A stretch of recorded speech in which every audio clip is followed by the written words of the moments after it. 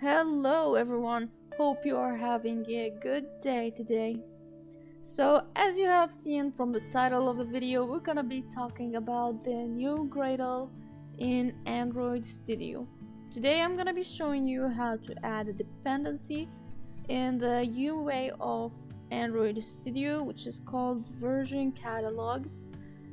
And if you have already updated Android Studio and you used to work on Android Studio previously, you're gonna scroll down and you're gonna see that there is a new way to implement dependency in the project. Now personally, I have found it better than the old way, as it's way easier to maintain, like everything is in just a single place. Now if you go ahead, click Control and let's go to KTX. Now we're gonna be here. So we're gonna be redirected to a libs.versions.toml file, which can be found under the Gradle scripts section. Make sure you have the Android selected from the list to see it the way I am seeing it. So this is the new way to add dependencies. For today, I'm gonna be showing you how I'm gonna add a dependency, and for this video, we're only gonna be using the versions section and the libraries.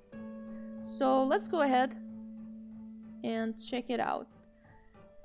So I have opened the official documentation in Android Studio of migrating to version catalogs. However, we are not migrating. However, if you have an old project that's not using this way, I highly recommend that you start upgrading and migrating your project so you can keep the project up to date.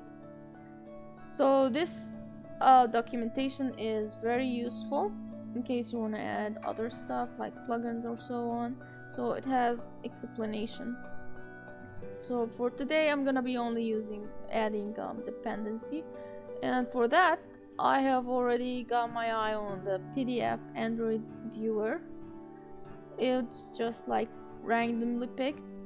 Now every dependency you're gonna find on GitHub or on the internet, it's gonna be guiding you for the installation.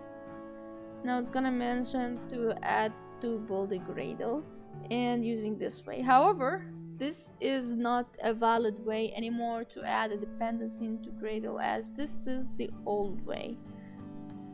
Now I think dependencies in libraries are not really updating their guides yet, but I am here to guide you through and teach you how to implement this library. Now for that, first of all, we're gonna go back to Android Studio and let's get started. So first of all, I'm gonna create a variable under the version section, which let's call it PDF viewer version. So this is going to be representing the version, which is in my case 2.82. I'm gonna paste it here. And now I'm gonna be also creating a new variable. Let's call it PDF viewer lib. And this is looking like a JSON format. Now I'm gonna type group. And now we're gonna include the first part of the library, which is com.github.vortex. Okay.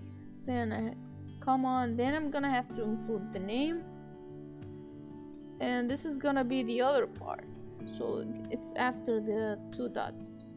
So it's Android PDF viewer, and of course we should not forget the version.ref,